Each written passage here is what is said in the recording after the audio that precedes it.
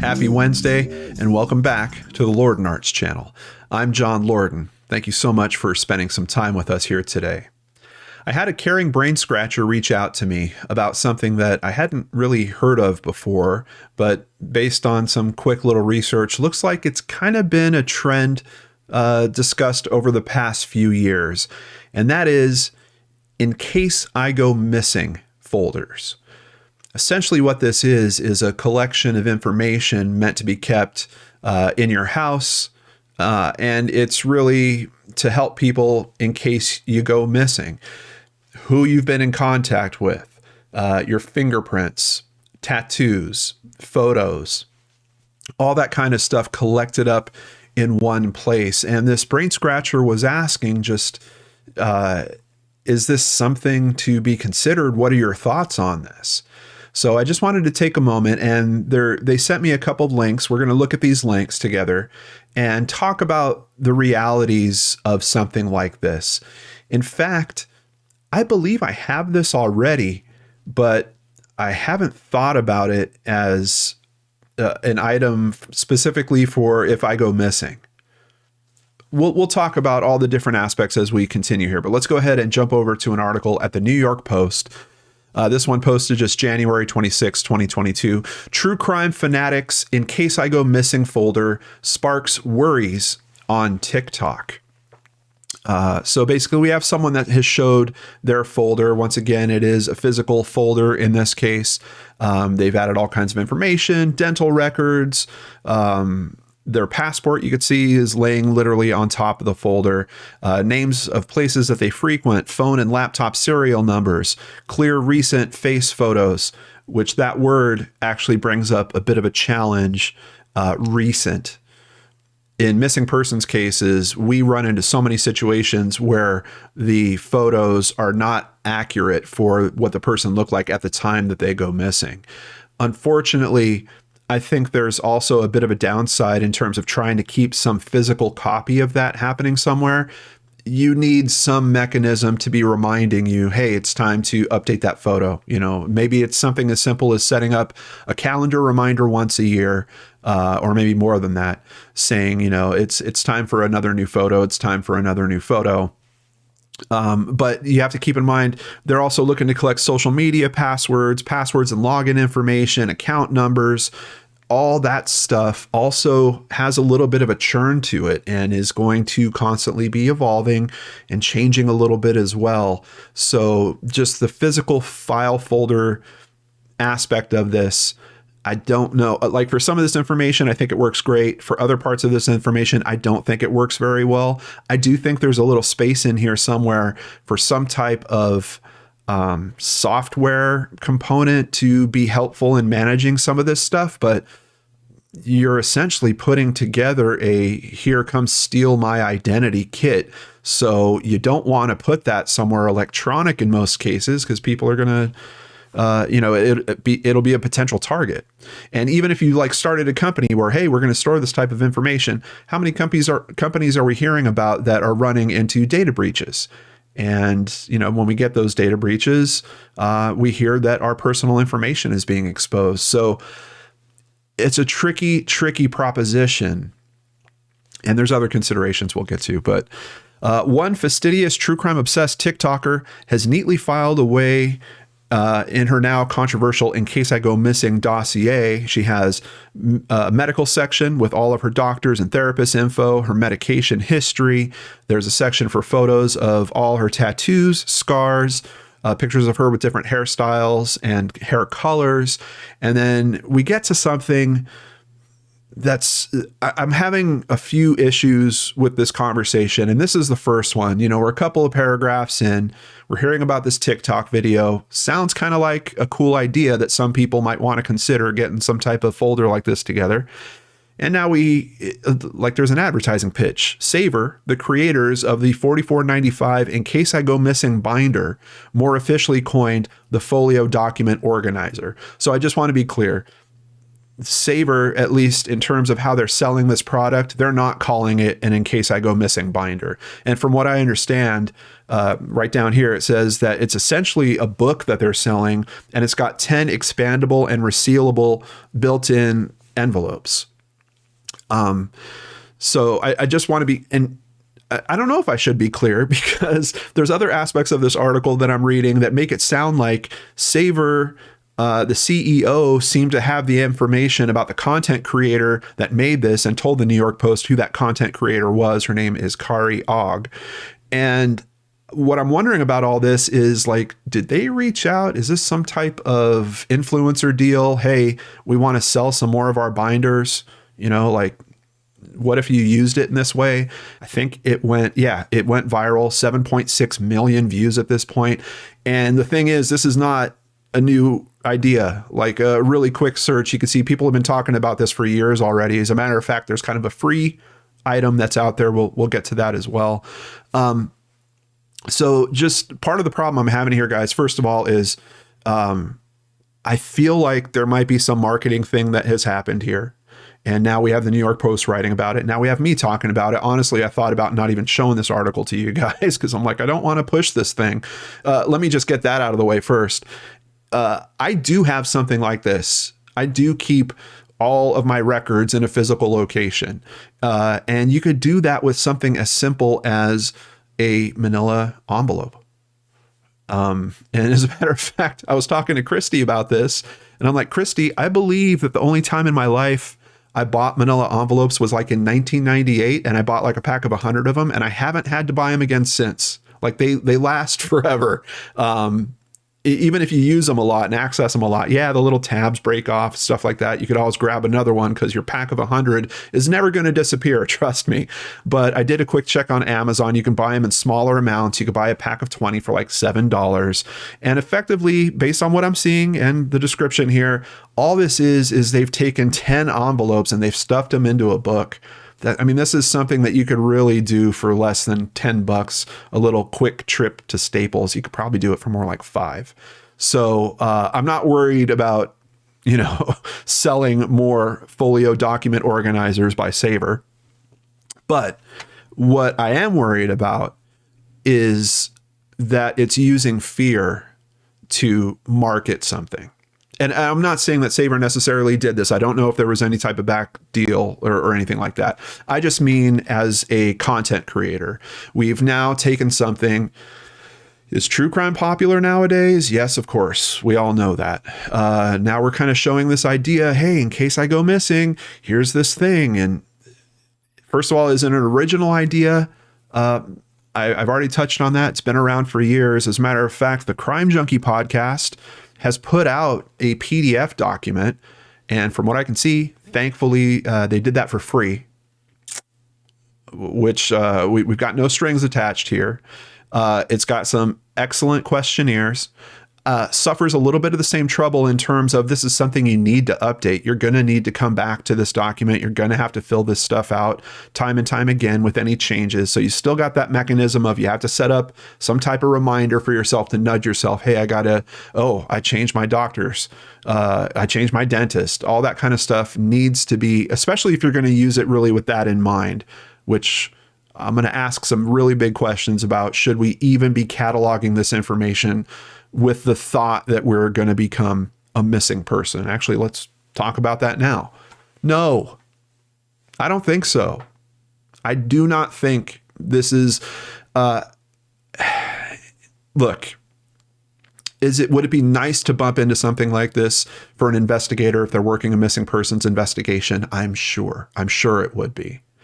The numbers that we're looking at in terms of how many of those cases there are, versus the population, versus the chance that someone has put this kind of packet together, like where the cross section where all that stuff matches, the probability is so low. It's ridiculously low, that I don't think it should be a very big focus for people.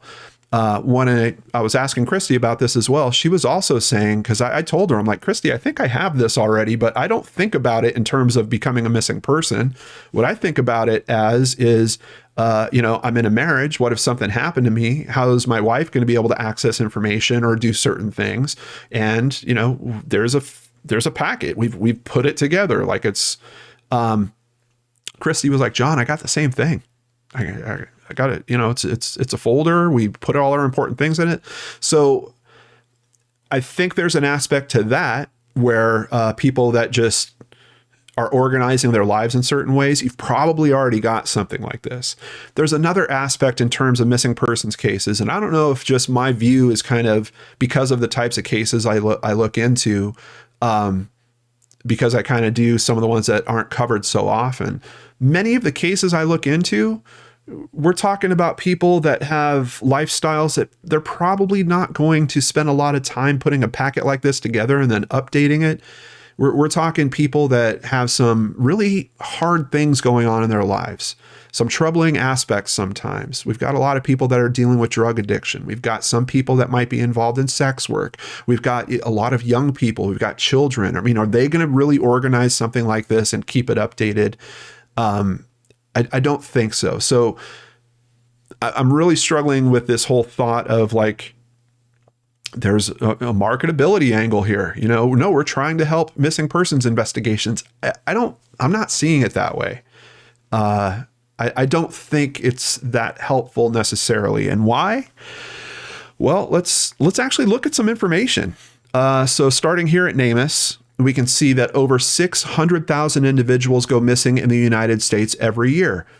That sounds terrifying, right? That's a huge number. Hey, John, maybe you're incorrect. Maybe I do need it if I go missing folder.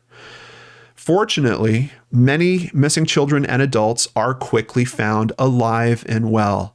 Many. Like the stats I hear on that are anywhere between 93 to 97%. And quite honestly, when you start looking at it year for year, it might even be higher than that.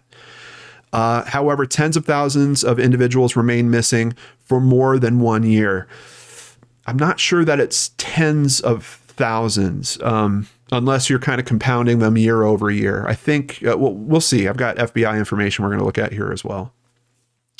And that's what the agencies consider cold cases. So, all right, we've got some numbers here. Let's go ahead and throw some of these numbers together. 600,000. How many people, and this is for US stats. So how many people are in the US?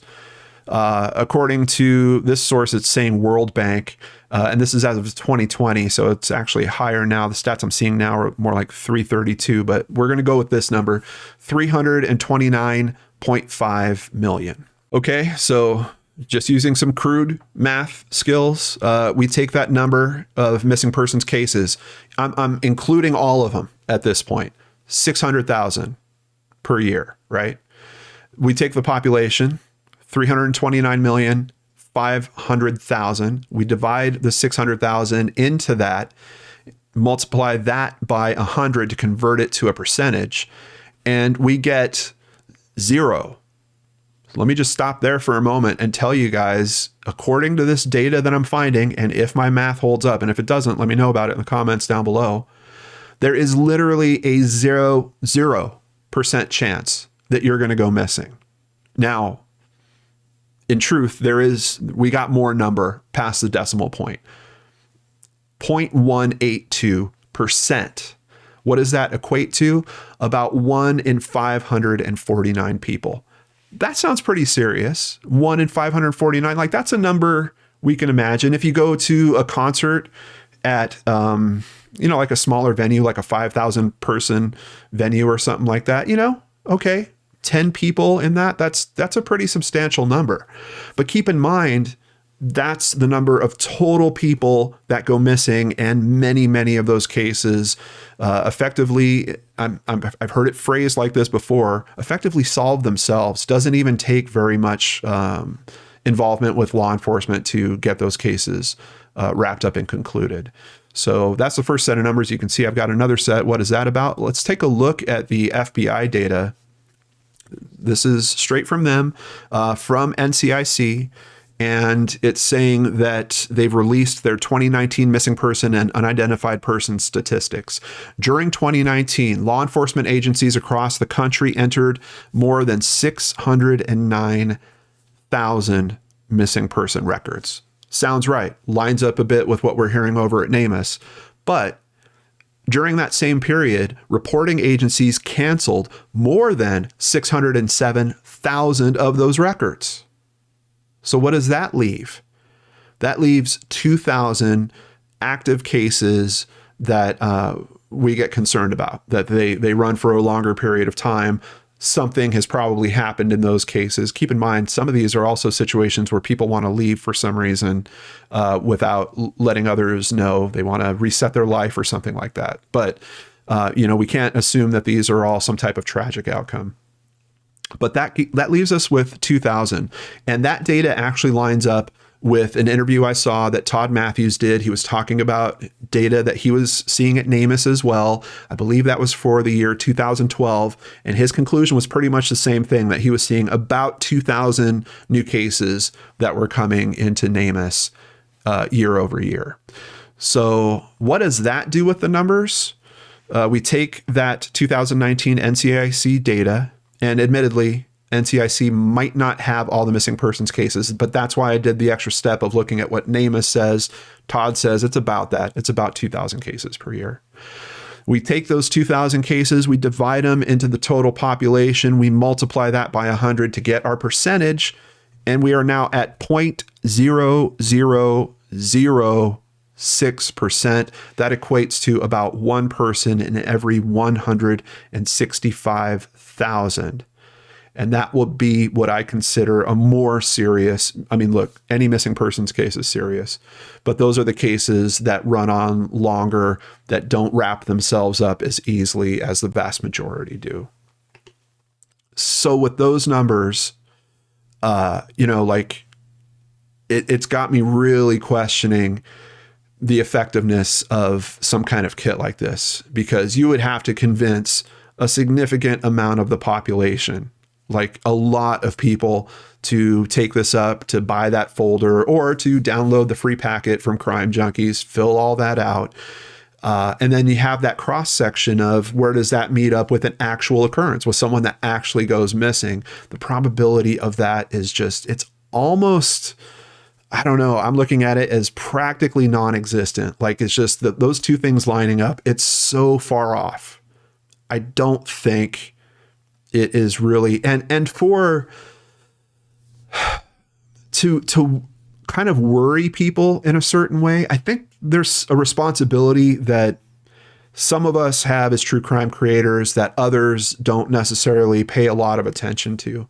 I was doing a live stream just a couple of weeks ago, and we were talking about a very tragic case, teenager that had gone missing. And someone in the chat was like, "Hey, John, my little girl just turned 10. This type of stuff is terrifying me." And I told her, please don't let it terrify you, because the odds are way stacked in your favor that you're never going to have to deal with anything like this. I mean, look at these stats that we're talking about. Yes, it does happen. I'm not trying to downplay the importance or what the families are going through that go through this stuff. It's just that the statistical chance of you being in this type of situation is really, really, really low. Do you think that true crime content would be consumed the way it is if the vast majority of the public actually was in fear of having to deal with these situations? Like, this is something that has been analyzed for decades at this point.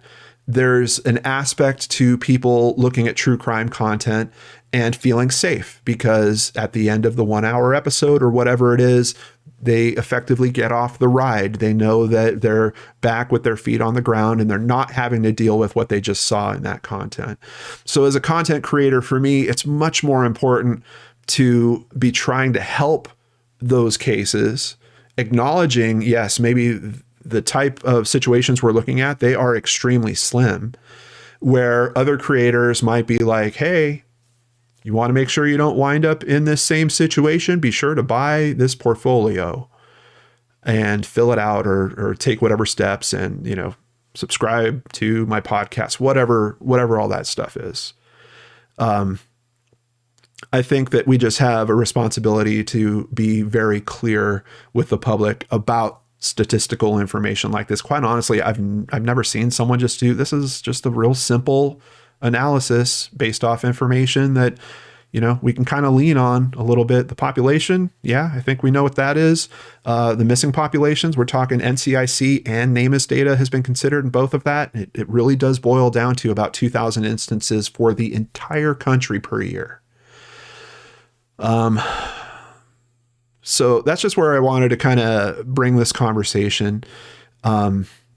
And I'm not trying to hand slap anyone. I just want to acknowledge that there's different creators out here looking at these things in very, very different ways. And for me, what's much more important is that people are maybe watching these stories and maybe having conversations with loved ones, with their children, maybe putting some things like this into place.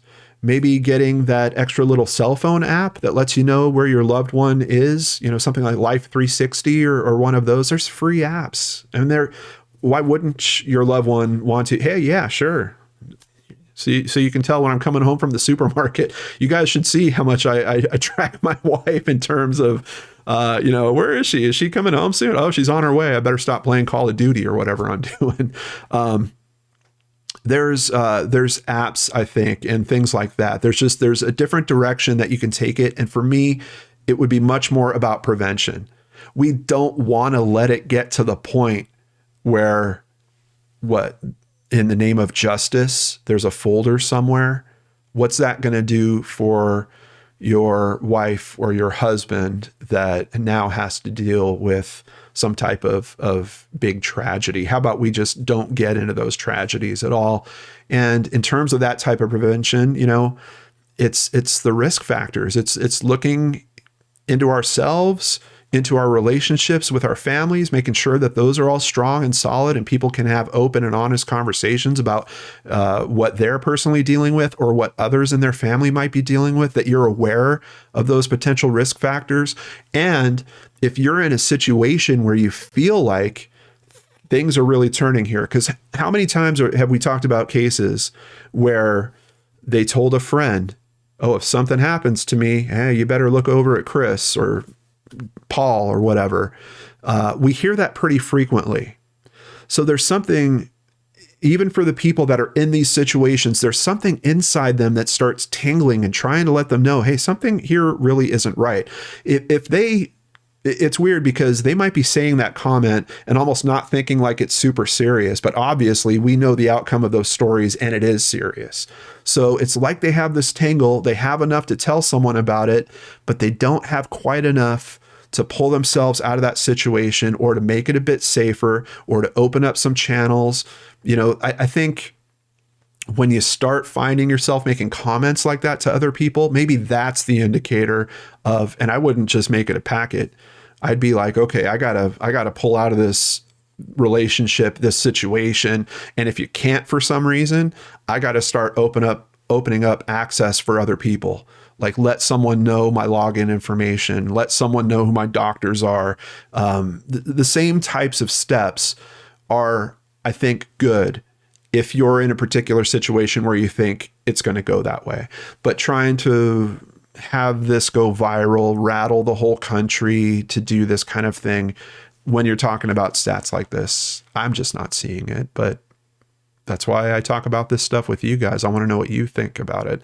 Let's talk about that in the comments down below.